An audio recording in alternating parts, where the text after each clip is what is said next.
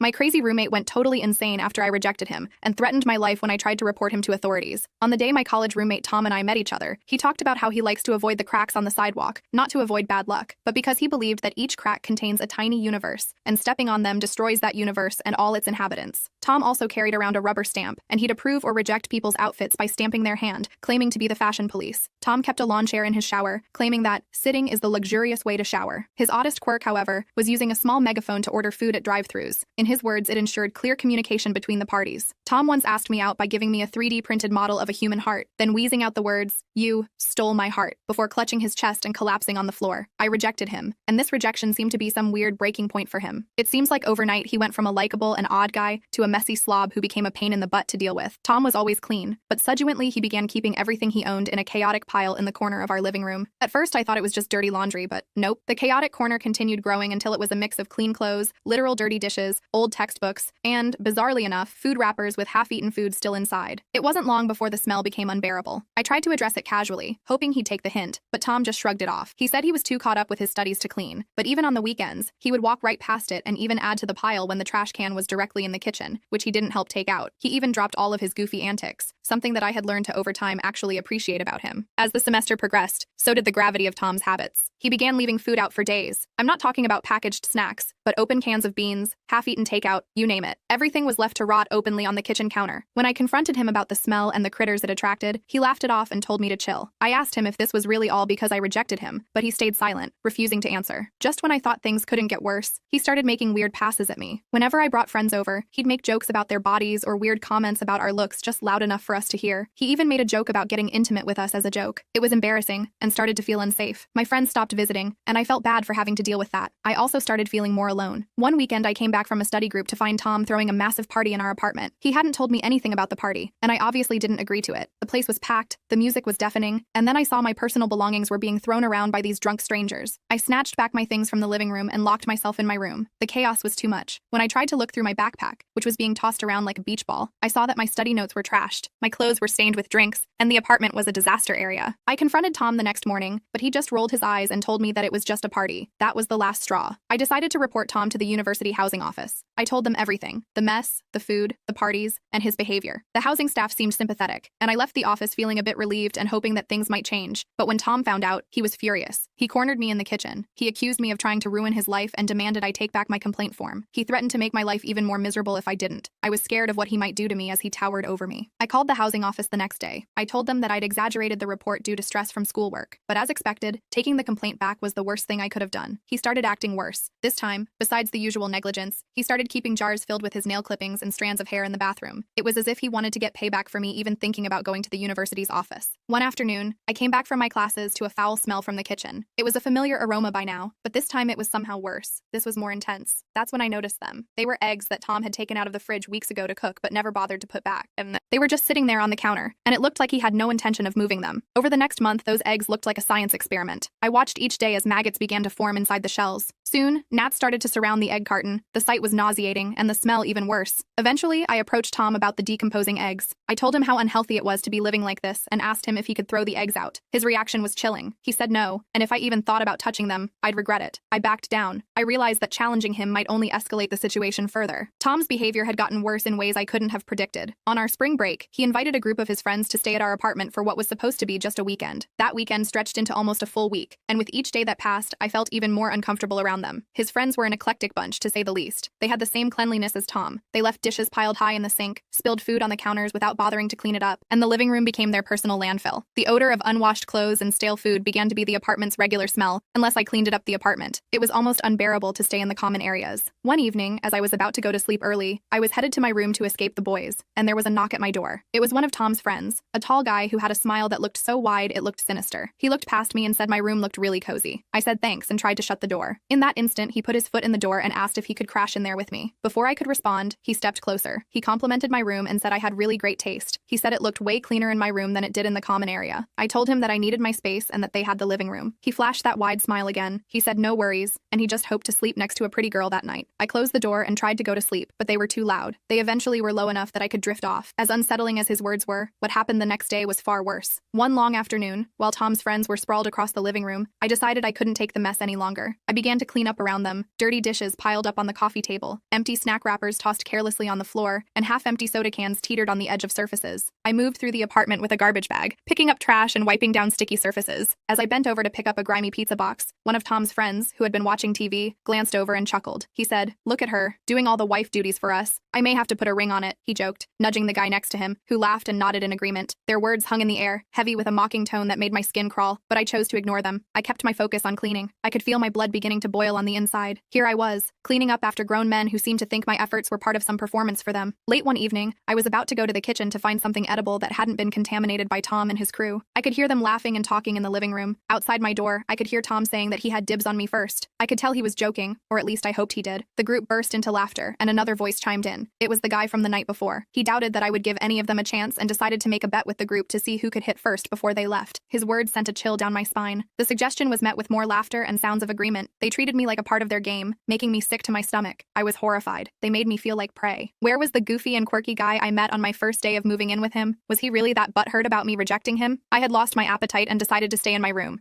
I locked the door and pushed my dresser against it for good measure. My heart pounded against my ribs, and I broke out into a cold sweat across my forehead. I knew I couldn't get much sleep that night. I couldn't even go to the university housing office to file another complaint because they were out for the holiday. I couldn't call the police because what would I tell them? Arrest these guys because they made me feel uncomfortable and present no proof but word of mouth. And I knew if I told on Tom, he would continue making my life a living hell. That night, the apartment felt more like a prison than ever. Every noise felt like a potential threat. Every laugh or shout made me jump. I stayed awake, lights off, sitting against my bed with my phone clutched tightly in my hand. I texted my friend about what was happening. They offered to come and get me, but the thought of walking out past them in the middle of the night was too terrifying to consider, especially after how he treated my girlfriends before. I could only imagine what his friends would do to them. As the hours dragged on, the sounds from the living room eventually faded as they fell asleep one by one, but I still wasn't comfortable going to bed yet. By the time dawn broke, my eyes were gritty from lack of sleep, and my body was tense from hours of fear. The next morning, I packed a small bag with essentials and waited for a moment when the apartment was quiet. As soon as I heard the last snore fade away, I slipped out of my room. I unlocked the front door and slipped out without a sound. I didn't return until I got a text from Tom later that day, simply reading, "They're gone." The message was supposed to bring relief, but all it did was remind me of how unsafe I felt and how deeply Tom had betrayed my trust by allowing and encouraging their behavior. One evening, I came back to wash my clothes and continue staying with my friends for a while. When I got back to the apartment, I found a new addition to his collection of horrors, a small jar containing what looked like teeth. I couldn't tell if they were human or animal, but that sight was the final nail in the coffin. I couldn't live like this anymore. I was determined to put an end to this, so I started gathering evidence. I took photos and videos of the apartment's condition and his bizarre collections and recorded audio of his late-night rants and parties. It took weeks, but I carefully documented everything. I wanted to make sure I had undeniable proof of the living hell I was going through. One Wednesday afternoon, I knew that Tom was going to have a 3-hour lab. I decided it was the perfect time to gather more evidence from his room. I slipped into his room, phone in hand, ready to document every bizarre and disturbing detail. The room was a horror show. Dirty laundry was piled high in one corner, old food containers stacked in another, and the infamous jars of nail clippings were lined up on a shelf, each labeled by date. I began taking pictures, the camera shutter sound muffled by my thumb pressing firmly on the speaker. I moved carefully, making sure everything was left exactly as I had found it to avoid any suspicion. As I was crouched down, photographing a particularly moldy sandwich that had been left on the floor, I heard the front door of the apartment swing open with a creak that spiked my heart rate instantly. Panic surged through me. Tom was home. The lab must have ended sooner than expected, or maybe he skipped it altogether. My mind raced as I scrambled to think of an excuse for being in his room. I quickly tucked my phone away and stood up, trying to look as casual as possible. I straightened a few items on his desk, pretending to be tidying up a bit, something he knew I did compulsively in the shared spaces, hoping this would cover my real intentions. Tom's footsteps approached. I held my breath, praying he would head straight to the kitchen or bathroom first. Fortunately, the universe was on my side for once, and I heard the fridge door open, and then the familiar sound of him rummaging through it. Seizing the moment, I slipped out of his room just as quietly as I had entered. I closed the door with the faintest click and made my way to the living room, picking up a book from the coffee table and trying to appear engrossed in it as Tom finally came into view. He jokingly asked if I was doing some spring cleaning, and I told him that I was just keeping busy, trying to sound less nervous. He let it go and went to his room. I breathed a sigh of relief. I finally had everything I needed. Armed with my evidence, I went back to the housing office. This time, I was adamant that I wouldn't be swayed into retracting my complaint. I laid out everything, from the photos of the rotting food to the recordings of his unsettling comments. The housing office was horrified. They acted swiftly this time. Within days, an official inspection was conducted, and Tom was found in violation of multiple housing policies. The evidence was overwhelming, and finally Tom was escorted out of the apartment by campus security. I was moved to a new dorm room, one where I had no roommate. The university apologized for not taking more immediate action and assured me that they would review their policies on handling such complaints. Looking back, I learned a lot about standing up for myself. It was a nightmare scenario, but enduring it and fighting back taught me about resilience. I'm in a better place now, literally and figuratively. I've since focused on my studies and am looking forward to a peaceful rest of my academic career.